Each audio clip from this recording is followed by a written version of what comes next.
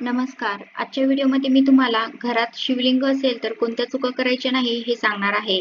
अनेक लोक आपल्या देवघरात किंवा तुळशीमध्ये शिवलिंग ठेवताना दिसतात किंवा त्याची पूजा करताना दिसतात.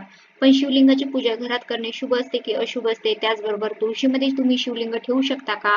आणि जरी आपण शिवलिंग ठेवलेलं असेल तरी शिवलिंग ठेवण्यामागे कोणते नियम पाळावेत किंवा शिवलिंगाची पूजा करताना कोणत्या गोष्टीची विशेष काळजी घ्यावी, नाहीतर आपल्याला अत्यंत मोठे दुष्परिणाम भोगावे लागू शकतात किंवा आपल्या घरामध्ये अडचणी येऊ शकतात. तर अशी संपूर्ण माहिती मी तुम्हाला आजच्या व्हिडिओमध्ये सांगणार आहे. पण त्याआधी तुम्ही चॅनलवरती नवीन असाल तर चॅनलला लाईक करा आणि सबस्क्राईब देखील करा. कमेंटमध्ये श्री स्वामी समर्थ किंवा हर हर महादेव लिहायला विसरू नका.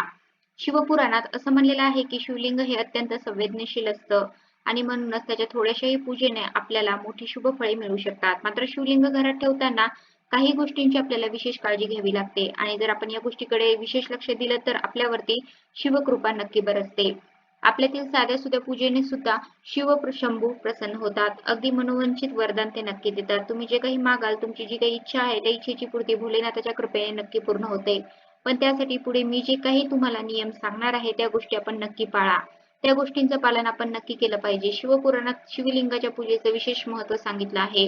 जर आपण शिवलिंगाची पूजा नियमित केली तर महादेव खूप लवकर प्रसन्न होतात आणि भक्तांच्या सर्व मनोकामना पूर्ण करतात. काही लोक घरातही शिवलिंगाची प्रतिकृती ठेवतात, परंतु शिवलिंग घरात ठेवण्याचे काही विशेष नियम आहेत. ते बऱ्याच लोकांना 99% लोकांना सहसा माहीत नाहीये आणि जर या नियमांचं पालन केलं गेलं नाही तर मात्र तुमच्या समस्या नक्की वाढू शकतात. जर तुम्हाला शिवलिंगाची पूजा दररोज करणे शक्य नसेल तर कमीत कमी सोमवारच्या दिवशी तरी आपण शिवलिंगाची मनोभावे आणि विशेष अशी पूजा करावी. जर तुमच्या घरात शिवलिंग आहे, महादेवाची पिंड आहे, तर किमान सोमवारच्या दिवशी तरी आपण शिवलिंगाची पूजा करणे फार महत्त्वाचे असते. आता तुम्ही म्हणाल की आम्ही रोज देवपूजा करताना शिवलिंगाची पूजा करतो. पण विशेष अशी पूजा म्हणजे नक्की काय? तर सोमवारच्या दिवशी तरी किमान आपण शिवलिंगावरती शुद्ध पाण्याचा जलाभिषेक केला पाहिजे. त्याबरोबरच दुधाचा अभिषेकही केला पाहिजे. त्यानंतर महादेवाला अतिप्रिय असणारे बेलाचे पान एक तरी ते शिवलिंगावरती आपण अर्पण केलं पाहिजे आणि जरी तुम्हाला दुधाचा अभिषेक करणं शक्य झालं नाही तरी तुम्ही फक्त पाण्याचा अभिषेक सुद्धा करू शकता. कारण महादेवांना जलाभिषेकही अत्यंत प्रिय आहे. त्याचबरोबर तुम्ही महादेवांना ज्या गोष्टी आवडतात त्या गोष्टी सुद्धा अर्पण करू शकता. जसे की धोत्र्याचे फूल असेल, फळ असेल, पांढरं फूल असेल, पांढरी वस्त्रमाळ असेल. तुम्हाला यापैकी जे काही सोमवारच्या दिवशी अर्पण करणं शक्य होत असेल ते आपण नक्की अर्पण करावं आणि ज्यांच्या घरी शिवलिंग नाहीये, जे कोणी नवीन घेणार असतील त्यांनी लक्षात ठेवा की शिवलिंग खरेदी करून तुमच्या घरात आणणार तर त्याची प्राणप्रतिष्ठा कधीही करायची नसते. शिवलिंगाची प्राणप्रतिष्ठा केवळ मंदिरात केली जाते, घरामध्ये केली जात नाही. मात्र आपण घरात शिवलिंगाचा अभिषेक करू शकता. घरात ठेवण्यासाठी नर्मदा नदीतून जे दगड बाहेर पडतात त्याला नर्मदेश्वर शिवलिंग म्हणतात. असे शिवलिंग शक्यतो जास्त चांगलं मानलं जातं. शुभकारी सुद्धा असतं. पण लक्षात ठेवा आपल्या घरामध्ये शिवलिंग ठेवताना ते नेहमी आपल्या हाताच्या अंगठ्यापेक्षा मोठ्या आकाराचं नसावं. शिवलिंगाचा आकार हा नेहमी आपल्या अंगठ्याच्या लांबीपेक्षा जास्त नसावा. असं म्हणतात की जी मोठमोठी शिवलिंग असतात त्यांची स्थापना जर आपण आपल्या घरात केली तर त्याचे खूप सारे नियम त्यांचे पालन आपल्याला करावे लागते आणि हे जर पालन आपल्याकडून करणं शक्य झालं नाही तर आपल्या घरावरती मोठे संकट येऊ शकतात, अडचणी येऊ शकतात, घरामध्ये अशांती निर्माण होऊ शकते.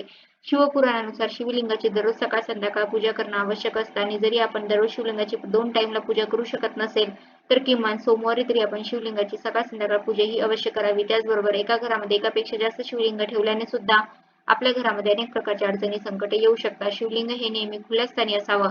त्याला कधीही बंद पेटीमध्ये किंवा एखाद्या बंदिस्त जागेमध्ये ठेवणे हे अत्यंत चुकीचं आहे. कारण वास्तुशास्त्रानुसार शिवलिंगातून सातत्याने ऊर्जेचा संचार होत असतो आणि म्हणूनच या शिवलिंगावरती जलधारा म्हणजेच पाण्याची संततधार पडत राहील याची आपण कटाक्षाने काळजी घ्यायला हवी.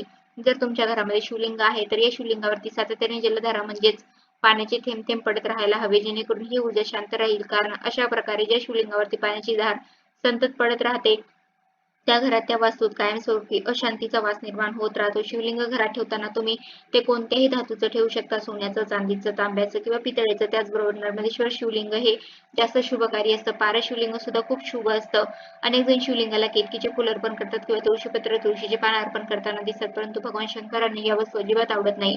केतकीची फुलं, तुळशीची पानं, सिंदूर, हळदी या वस्तू आपण शिवलिंगाला चुकूनही अर्पण करू नये किंवा शिवलिंगावरती चढवू नयेत. या वस्तू जेव्हा आपण त्यांना अर्पण करतो तेव्हा आपल्याला शुभ फळे मिळण्याऐवजी आपल्या जीवनात वेगवेगळ्या प्रकारचे संकटे आणि आपदा निर्माण झालेल्या दिसून येतात. त्याचबरोबर असं म्हणतात की तुमच्या घरात जर तुम्हाला शिवशंकर यांचा आशीर्वाद प्राप्त करायचा असेल तर सर्वोत्तम गोष्ट म्हणजे आपण शिवलिंगाला कधी एकटं ठेवू नये, म्हणजे शिवलिंगासोबत आपण भगवान शिवशंकरांचे जे कुटुंब आहे या कुटुंबाचा फोटो अवश्य ठेवावा. किंवा तुम्हाला फोटो ठेवायचा नसेल तर माता पार्वती असतील, बालगणेश असतील किंवा कार्तिकेय असतील यांचे फोटो किंवा मूर्ती जरी आपण त्या ठिकाणी ठेवले तरी आपल्याला अत्यंत शुभ फळे मिळू शकतात. म्हणजे तुमच्या घरामध्ये जर श्री गणेशाची मूर्ती असेल तर तुम्ही ती शिवलिंगाच्या बाजूला ठेवू शकता. त्याबरोबर माता अन्नपूर्णेची मूर्ती सुद्धा तुम्ही शिवलिंगाच्या बाजूला ठेवू शकता. कारण माता अन्नपूर्णा सुद्धा एक पार्वती मातेचे स्वरूप आहे. त्याचबरोबर एक मोठी चूक आहे की जी अनेक लोक करताना आपल्याला दिसून येतात ती म्हणजे तुळशी वृंदावनामध्ये महादेवाची पिंड ठेवली जाते, शिवलिंग ठेवलं जाते. ही खूप मोठी चूक आहे.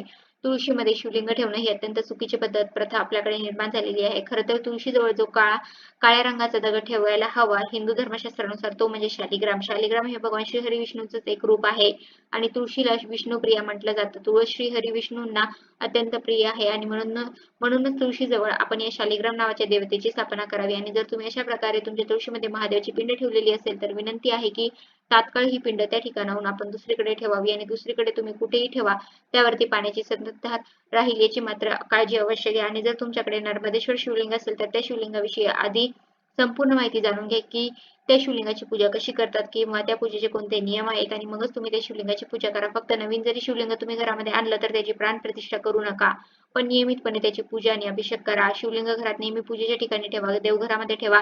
घरातील जोडीच्या बेडरूम मध्ये शिवलिंग ठेवण्याची चूक करू नका. तसेच हे स्थान मोकळे असले पाहिजे, त्यामुळे त्या जागी एक सकारात्मक परिणाम दिसून येतो. आणि असे मानले जाते की शिवलिंगातून प्रत्येक वेळी ऊर्जेचा प्रवाह सुरू असतो, म्हणून शिवलिंगावरती नेहमी पाण्याचा प्रवाह ठेवावा. यामुळे ही ऊर्जा शांत होते. शिवलिंगाची पूजा करताना हे लक्षात ठेवा की शिवलिंग उत्तर किंवा पूर्व दिशेलाच असावे आणि पूजा करताना त्यावरती चुकून सुद्धा हळद लावू नका. त्याऐवजी तुम्ही चंदन किंवा भस्म लावू शकता. हिंदू धर्मशास्त्र असं मानतं की ज्या व्यक्तीच्या जीवनात मोठमोठी संकट आहेत, मोठे आजार आहेत, घरात अशांती आहे, अशा लोकांनी शिवलिंगाची दररोज विधिवत पूजा अवश्य करावी. त्यांनी दररोज विधिवत नियमित पूजा केली तर मोठे मोठे आजार दूर होतात, घरात सुखशांती निर्माण होते, भाग्य प्रबळ बनतं. कारण शिवशंकरांची अत्यंत मनापासून पूजा केली, आराधना केली तर ते आपल्याला लवकर प्रसन्न होतात. शिवशंभू अत्यंत भोळे आहेत, दयाळू आहेत, भोले बाबा आहेत. त्यामुळे साध्या सुध्या पूजेने सुद्धा शिवशंभू प्रसन्न होतात. तुमच्या ज्या काही इच्छा असेल त्या इच्छेची पूर्तता होते. पण मात्र तुम्ही मी सांगितलेल्या गोष्टींच्या नियमांचं पालन केलं तर तुम्हाला त्याचा शुभ परिणाम नक्कीच प्राप्त होऊ शकतो. तर अशा प्रकारे आजच्या व्हिडिओमध्ये मी तुम्हाला घरात शिवलिंग असेल तर कोणत्या चुका करायच्या नाही हे सांगण्याचा प्रयत्न केला आहे. कसा वाटला तुम्हाला माझा आजचा व्हिडिओ कमेंट करून नक्की सांगा. धन्यवाद.